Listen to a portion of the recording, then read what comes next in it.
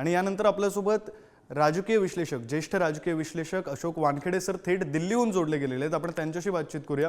Sir, खरं तर या ज्या दोन्ही भेटीगाठी आपण बघतोय, म्हणजे मोहन भागवत यांची देवेंद्र फडणवीस यांनी घेतलेली भेट असेल किंवा मग आता नितीन गडकरी यांची देवेंद्र फडणवीस यांनी घेतलेली भेट असेल, विधानसभेची जय्यत तयारी भाजपने आता सुरू केली असं म्हणायचं का या भेटींच्या पार्श्वभूमीवर?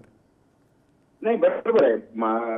भाजपा सोबत एक प्लस पॉइंट हा आहे की ते पराजय असो या जय असो, विजय असो या पराजय असो, त्यानंतर लगेच ते पुढच्या कामाला लागतात।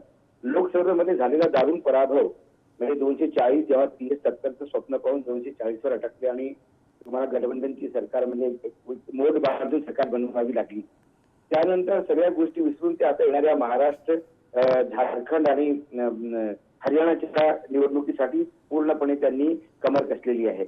महाराष्ट्रात खास करून भूपेंद्र यादव सारख्या अनुभवी माणसाला त्यांनी प्रभारी म्हणून पाठवलं आणि सहप्रभारी सुद्धा एक असा माणूस आहे की जो फायनान्शियली सुद्धा तो आर्थिक दृष्ट्या पण तो काम करू शकतो आणि लॉजिस्टिकली ज्याला बॅकरूम ऑपरेशन म्हणतात ते करू शकतो। अश्विनी वैष्णव जे आहेत सध्या रेल्वे मंत्री, त्यांना पाठवलेलं आहे आणि ज्या हिशोबाने ते काम करतायत। आणि त्यानंतर आता बजेट झालंय महाराष्ट्राचं। त्यानंतर जर फडणवीस नागपूरला येऊन संघाला भेटत असतील आणि गडकरींना भेटत असेल तर हे लोकसभेच्या दारुण पराभवानंतर झालेलं रेक्टिफिकेशन आहे, करेक्शन ज्याला आपण म्हणू शकतो। कारण एवढं जरूर कळलं, ज्या ज्या राज्यात दारुण पराभव झाला तिथे कुठेतरी भाजपाची रणनीती चुकली, कुठेतरी त्या राज्याला हँडल करण्याची स्थिती चुकली। त्यामुळे एक जुन्या लोकांना म्हणजे जे क्षेत्रप आहेत, आज यदि विदर्भात पूर्णपणे गडकरी सोडून सगळ्या सीट्स हारले आणि पानिपत झालं, त्यासाठी कुठे ना कुठे गडकरी सारख्या वरिष्ठ नेत्यांना निग्लेक्ट करणं, त्यांना दूर ठेवणं, ते कुठे ना कुठे मला वाटतं हे त्रासदायक झालेलं आहे भाजपाला महाराष्ट्रात। त्यामुळे गडकरींची भेट घेऊन त्यांना विश्वासात घेणं, जुन्या लोकांना पुन्हा रिसेटल करणं, त्यांना महत्व देणं आणि संघाची जरूरत आम्हाला नाही असं जे.पी. नड्डा म्हणाले, त्यामुळे खूप मोठं डॅमेज झालं।